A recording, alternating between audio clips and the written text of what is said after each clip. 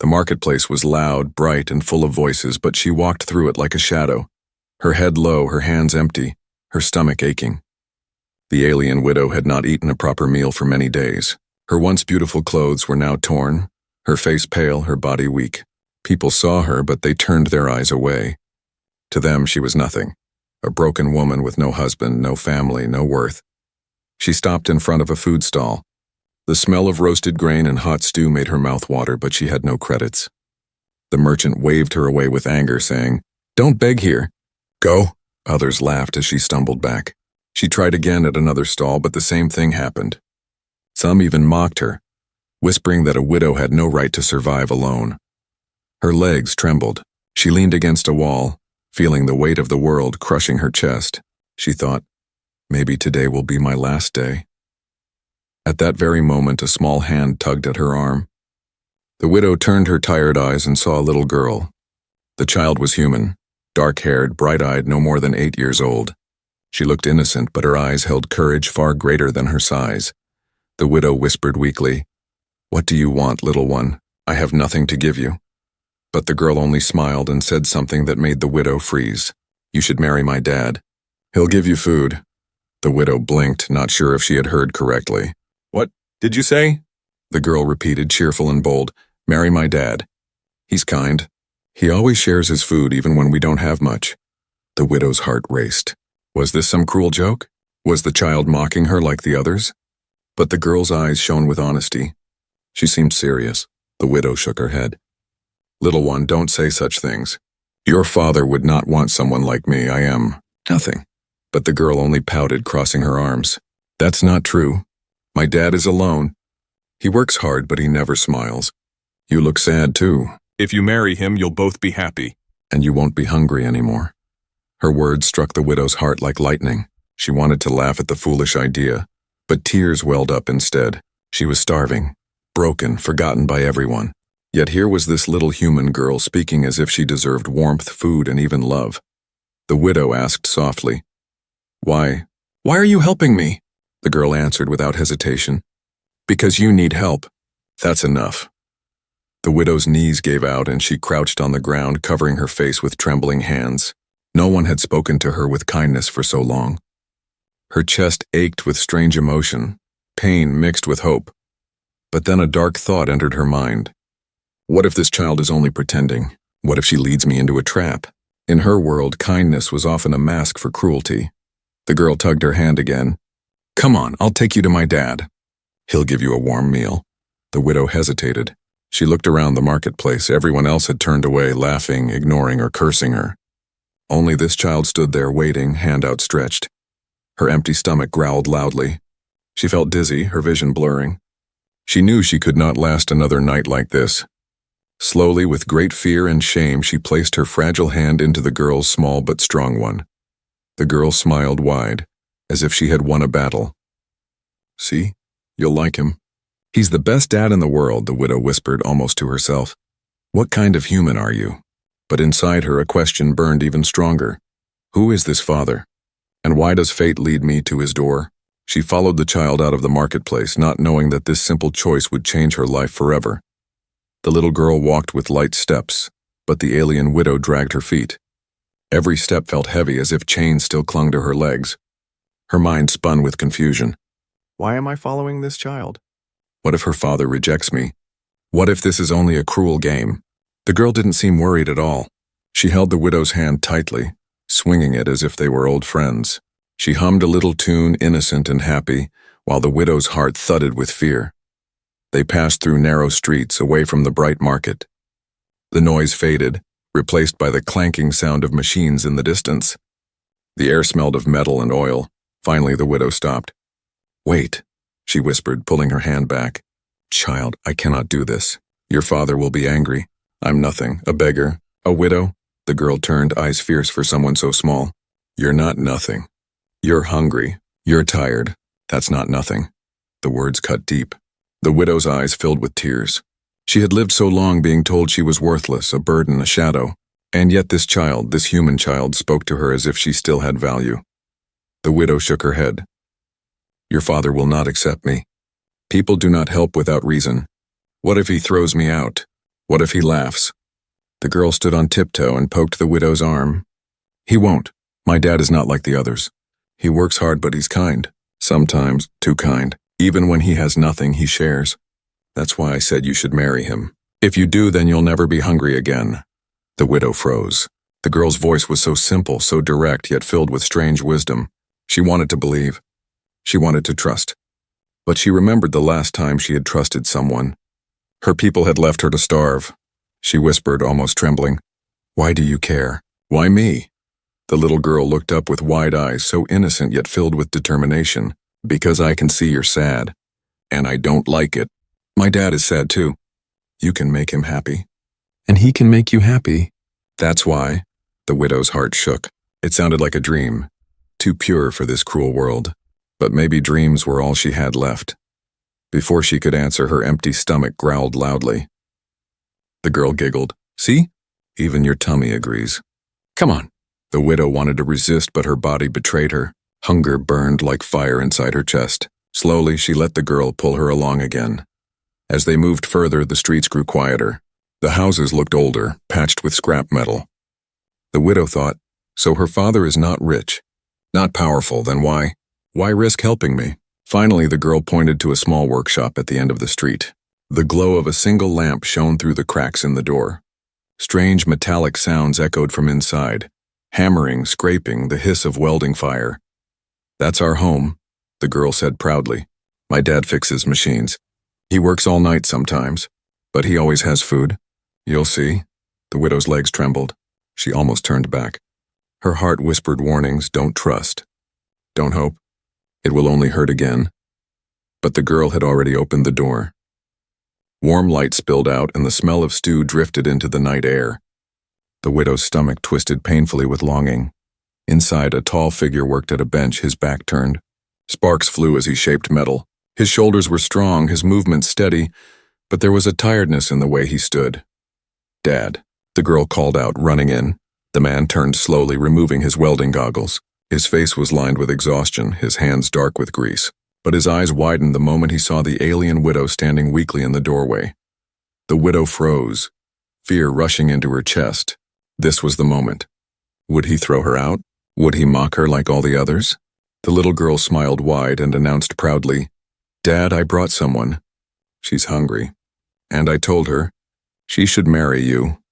Silence filled the workshop. The father stared at the trembling widow. The widow's heart pounded so loud she could hear nothing else. In that silence, the future balanced on a knife's edge. The human man stood still, his tools hanging loosely in his hands, sparks from the welding torch fading to darkness. He looked first at his daughter, then at the alien widow standing weakly in the doorway. His brow furrowed, not in anger but in confusion. The widow lowered her eyes, ashamed. She wanted to turn and run back into the cold streets, but her legs felt too weak. Hunger and exhaustion held her prisoner. The little girl ran forward, her smile bright. "Dad, she's hungry. I found her in the market. No one gave her food, so I told her to come here." The man set down his tools, his expression unreadable. Slowly, he removed his gloves, wiping his hands on a cloth. His daughter's words echoed in the silence. "She should marry you." The widow's heart pounded. Did he hear that part too? She wanted to disappear. At last the man spoke, his voice low and steady. "You shouldn't bring strangers here, child." "It's dangerous," the girl pouted, crossing her arms. "She's not dangerous. She's just hungry. Look at her. She can barely stand." The man's gaze shifted to the widow. His eyes were sharp yet not cruel. He studied her, her torn clothes, her shaking hands, the hollow look in her eyes. His jaw tightened as if fighting an inner battle. The widow whispered, her voice trembling, "Forgive me. I will go. I did not mean to intrude." But just as she turned, her stomach growled so loudly that even she blushed. The man sighed, rubbing his forehead. He walked past her to the small kitchen corner, where a pot of stew simmered quietly. The smell was rich, warm, and alive with spices. "Sit," he said simply, without looking at her. The widow blinked in surprise. "What? Sit," he repeated. His tone was firm but not unkind. She hesitated. Was this real? Was this kindness? Or some trick that would end in shame? But her legs gave way and she sank into a wooden chair. The little girl clapped happily and rushed to bring bowls. "See, Dad. I told you she's good." She'll like our food. The man ladled stew into a bowl and set it in front of the widow. Steam rose, carrying the scent of vegetables and broth. Her hands trembled as she reached for the spoon. She hadn't eaten a warm meal in so long that her eyes blurred with tears. She whispered, "Why are you helping me?" The man paused. He didn't answer at once. Finally, he said, "Because you're starving." That's reason enough. The words pierced her heart. They were almost the same words his daughter had spoken in the marketplace. Simple, honest, no conditions. She ate slowly as if afraid the food might vanish. Each bite warmed her chest, pushing back the cold that had lived inside her for weeks. Tears rolled down her cheeks, but she didn't stop eating. The man sat across from her, silent, watching. His eyes softened slightly when he saw her tears, but his face remained serious. The little girl giggled and whispered loudly, "See? She likes it. Dad, she's perfect for us." The widow nearly choked, coughing into her spoon. The man frowned at his daughter, but there was a faint smile at the corner of his lips.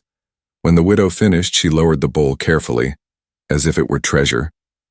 She bowed her head, whispering, "Thank you. I owe you more than I can repay." The man shook his head. "You don't owe me anything. Just eat. Rest.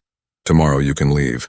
The words stabbed her heart. Leave after tasting kindness for the first time in years? After hearing the child's dream of a family? Her chest tightened with fear. But deeper inside, a tiny spark of hope flickered. Maybe tomorrow wouldn't be the end. Maybe this man, this human father, was not like the others. And as the girl leaned against her, hugging her arm as if she already belonged, the widow realized that her life had just stepped into dangerous, beautiful unknown. The room was small, warm, and filled with the smell of stew. The alien widow sat at the wooden table, her hands wrapped tightly around the empty bowl as if afraid it might be taken away. For the first time in many days, her stomach felt full, and the trembling in her body eased, yet her heart still raced. Across the table, the human man cleaned his tools in silence. His daughter sat beside the widow, swinging her legs happily, her smile never fading. To the girl, this moment already felt perfect, like a family, but to the widow it felt unreal, almost like a dream that would shatter at any second. The widow whispered softly, her voice low, "Thank you for the food." The man glanced at her, his expression unreadable.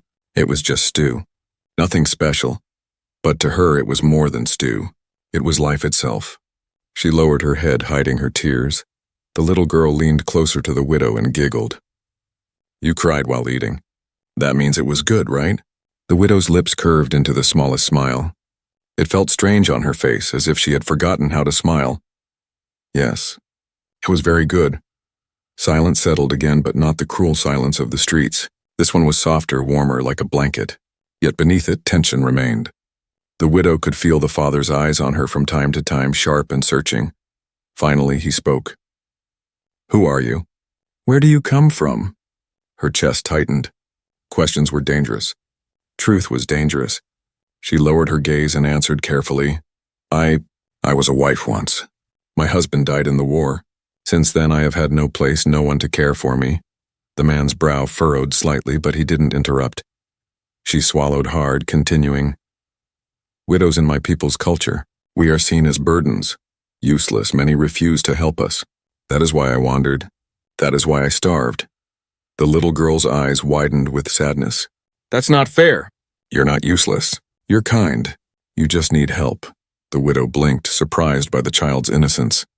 Then her eyes shifted back to the man. He had set down his tools now, his hands folded on the table. "You should be careful," he said firmly. "If people treated you that way, it means someone may still be looking for you. Helping you could bring danger." The widow's heart sank. There it was, the warning she feared. Any moment he might tell her to leave. But then instead of ordering her out, he stood and walked to the kitchen corner. He poured more stew into her bowl and set it gently before her. Her eyes widened. Why are you giving me more?" His face was calm, almost stern. "Because you're still hungry. Eat." The widow's throat tightened. She lifted the spoon with trembling hands and took another bite. Tears welled in her eyes again, but this time she didn't hide them. The little girl clapped softly, whispering, "See, Dad? She's perfect. I told you." The widow nearly dropped the spoon, heat rushing to her cheeks. The man shot his daughter a stern look, but his lips curved just slightly. almost like a smile he was trying to hide. For a brief moment, the widow felt something stir in her chest, a feeling she had buried long ago. Safety, warmth, even the faintest hint of belonging. But fear quickly followed. She could not stay. She could not drag this kind man and his daughter into her misery. Her past was heavy, filled with shadows, and she knew shadows had a way of finding her again. Yet as the girl leaned against her arm and yawned, the widow could not move. She sat frozen, caught between fear and longing. For the first time in years she had eaten until full. For the first time in years she was not alone, and deep inside, she wondered if destiny had already tied her to this little girl's bold words, "Marry my dad for a warm meal." Night fell quietly over the small workshop. Outside the streets were dark, lit only by a few dim lamps, but inside the home the soft glow of a single lantern filled the room. The little girl had fallen asleep curled up on a blanket, her tiny hands gripping the edge of her toy. Her breathing was slow and peaceful, like the sound of safety itself. The alien widow sat by the table, her empty bowl before her. She felt warmer, stronger, but her heart carried a heavy weight. The human father sat across from her, silent, sharpening a worn tool. He did not ask her to leave, but his silence pressed on her like a question unspoken. Finally, the widow broke the silence. Her voice was soft, trembling. "You should know. If you keep me here, it will not be safe." The man looked up, his eyes steady. "Why?" Her hands twisted together nervously. She wanted to stay quiet, to protect herself, but she saw the sleeping child and guilt pierced her heart. These humans had given her food and shelter. "They deserved the truth," she whispered. "I was not just any wife. My husband. He was a soldier. He died carrying a secret message for the resistance during the war. When they found out, his enemies marked me too. They said a widow like me should vanish quietly, but I know things, names, places. If I tell anyone, powerful people will fall. That is why they want me gone." The man's hand stilled on the tool. His jaw tightened. "And now you've brought that danger here." The widow lowered her head, shame burning her cheeks. "Yes, that is why I tried to disappear. That is why I was starving in the market. I thought if I hid long enough, maybe they would forget me." The room felt heavier, filled with unspoken fear. The man's eyes darkened with thought. She could see the choice forming in his mind, to send her away before danger reached his home. Her voice cracked as she whispered, "If you ask me to leave now, I will. You have already given me more kindness than anyone else, but please let me stay until morning, just one more night." The man said nothing at first. His eyes moved to his sleeping daughter, then back to the widow. His silence stretched and her heart ached with dread. Finally he sighed, his voice firm but calm. "You'll stay, at least for tonight. But if what you say is true, then you must be careful. If they come here, I can't risk my daughter's life." Tears filled the widow's eyes, though she quickly wiped them away. "I understand. I swear I will not bring trouble to your door." But even as she spoke, she knew trouble was already close. Her enemies would not stop searching. The man stood, placing his tool aside. He brought a blanket and set it gently before her. "Rest, you need your strength. Tomorrow, we will decide what to do." The widow held the blanket tightly, warmth filling her chest.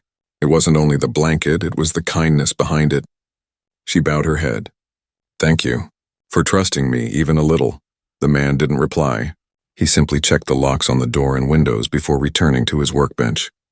But in his silence, she sensed something. Not trust, not yet, but not rejection either. As she lay down, closing her eyes, a thought burned in her heart. Maybe destiny has placed me here for a reason. Maybe this man and his daughter are the last hope I have. And somewhere deep in the night, she wondered, would they still stand with her when her enemies finally came knocking? The night was quiet, but the widow could not sleep. She lay on the floor, wrapped in the blanket the human had given her, staring at the ceiling. Her body was warm, her stomach no longer empty, yet her mind burned with fear. Every creak of the wooden walls, every whisper of wind outside made her flinch. Beside her, the little girl slept peacefully, unaware of the shadows that hunted the widow. The father sat at his workbench, head bowed, tools scattered around him. He looked calm, but his sharp eyes moved often to the locked door. He hadn't trusted the silence of the night either. Hours passed. The lantern flickered low. Then it happened. A heavy knock shook the door. The widow froze. Her breath caught in her throat. The father stiffened instantly, his hand moving toward a metal rod lying near his bench. The girl stirred but didn't wake. Another knock came, louder this time, followed by a rough voice. "Open up, patrol inspection!" The widow's blood turned cold. She recognized that voice, alien guards. They weren't searching for a patrol. They were searching for her. The father glanced at her, his eyes sharp. "Is it them?" he asked in a low whisper. She nodded, trembling. Her lips moved soundlessly. "They are here for me." The pounding grew harsher. "Open this door or we break it down." The father's jaw tightened. He quickly motioned for her to move. "Hide," he ordered. The widow looked around, panic rising. Where? There was no place. The room was too small. The man moved fast, pulling open a trap door beneath his workbench. "Storage pit," he whispered. "Get in now!" The widow hesitated, fear and shame battling inside her. She didn't want to bring danger to him and his daughter. "I should go," she whispered. "If they find me here, they'll get in," the father hissed. His voice was sharp, but his eyes burned with determination. "I won't let them touch my child." "Or you." The little girl stirred and blinked awake, rubbing her eyes. "Dad, what's happening?" "Shh," the father whispered, forcing a calm smile. "Go back to sleep, little one." But his hand trembled slightly as he lifted her blanket. The widow slid into the storage pit, her body shaking. The wooden lid closed above her, plunging her into darkness. She heard the father's footsteps as he walked to the door. The guards outside shouted again. Then the sound of the lock turning filled the night. The door creaked open. Boots stomped across the floor. The widow pressed her hands over her mouth, forcing her breathing to stay silent. Her heart thundered in her chest, so loud she feared they would hear it. "What do you want?" the father's voice asked coldly. "Routine check," one guard sneered. "We're looking for a fugitive, a widow. Seen anyone suspicious around here?" The widow's whole body shook under the floorboards. The words stabbed into her ears. She pressed herself flatter against the cold ground. The man replied calmly, "I've seen no one. Just me and my daughter." Boots scraped the floor as the guards walked around, searching. One of them knocked over tools, another kicked the table. The widow bit her lip to stop herself from gasping. The little girl's sleepy voice cut through the tension. "Why are you so loud?" "People are trying to sleep." The guards chuckled darkly. "Bold little brat," the father's voice hardened. "She's a child. Leave her alone," the widow prayed in silence. She prayed the guards would not open the storage pit. After what felt like endless minutes, the guards muttered curses and walked back toward the door. "If you see her, report it," one snarled. The door slammed shut. Their boots faded into the distance. Only then did the father open the pit. The widow crawled out, her body weak, tears streaming down her face. She whispered, "Why? Why risk yourself for me?" The father's eyes were steady, his voice quiet but strong. "Because my daughter chose you, and now, so have I." The widow's heart pounded, not with fear this time, but with something far more dangerous. Hope. The workshop was quiet again, but the silence was different now. It carried the echo of boots, the memory of cruel voices, and the weight of danger that had come knocking. The widow stood trembling near the table, her face streaked with tears. The father locked the door again, his hand steady but his jaw tight. The little girl sat up, fully awake now, her eyes wide. "Dad, they almost found her." The father knelt beside his daughter, brushing her hair back gently. "But they didn't. And that's what matters." The widow whispered shakily, "I should leave. Tonight. If I stay, they will return. And when they do, they won't stop until they destroy everything. I cannot bring this danger to your home." Her words were heavy with sorrow, but also honesty. She cared enough not to drag them into her cursed fate. The man stood tall, his shadow falling across her.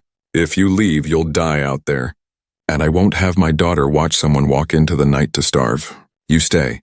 But if you do, then we face this together." The widow's eyes widened. "Together? Even knowing what hunts me?" His voice was firm. "Yes. Because I'd rather fight for someone who needs us than live pretending we don't see." The little girl ran over and grabbed the widow's hand tightly. "See, I told you. You belong here. You're family now." The widow's chest tightened. The word family felt like sunlight on frozen skin. It scared her, but it also healed something deep inside. For so long she had been told she was worthless, unwanted. Yet here, in this small workshop with scraps of metal and the smell of stew, She felt something she had thought lost forever. Hope. Still, fear lingered. "They will come again," she whispered. "They always come again," the man nodded slowly. "Then let them. I fought harder battles than a pack of guards. This time I fight with purpose." His daughter grinned proudly. "And with me!" The widow almost laughed through her tears. "You are too small to fight." The little girl shook her head, her eyes shining. "I can fight with words. I can fight with love." "That's stronger than weapons," the widow could not answer. She pulled the child into her arms, holding her tight. Warmth filled her chest, chasing away the shadows of her past. The father watched silently, his face unreadable, but his eyes softened. For the first time in years, his tired features carried a spark of light. The widow whispered, her voice breaking, "I don't know how to be part of a family anymore." The man replied gently, "You don't need to know. You just need to stay." For a long moment, the three of them stayed close, as if testing this fragile bond. And in that silence, something unspoken but powerful was born. Outside, the city remained dangerous. The guards would return, and the shadows would not rest. But inside this small home, the widow was no longer alone. She had a place. She had two hearts willing to stand beside her. The little girl pulled back just enough to look up at her. "So, will you marry my dad now?" she asked with innocent boldness. The widow's face flushed with heat. She glanced at the man, who gave a weary half-smile, shaking his head at his daughter's fearless words. But he didn't say no. The widow laughed softly for the first time in years, her voice trembling with emotion. "Perhaps, one day, for now. Let me just stay." The girl hugged her tighter. "That's good enough." And in that small workshop lit by the last flickering lantern, a broken alien widow found what she had never expected: food, shelter, and something far greater: a family.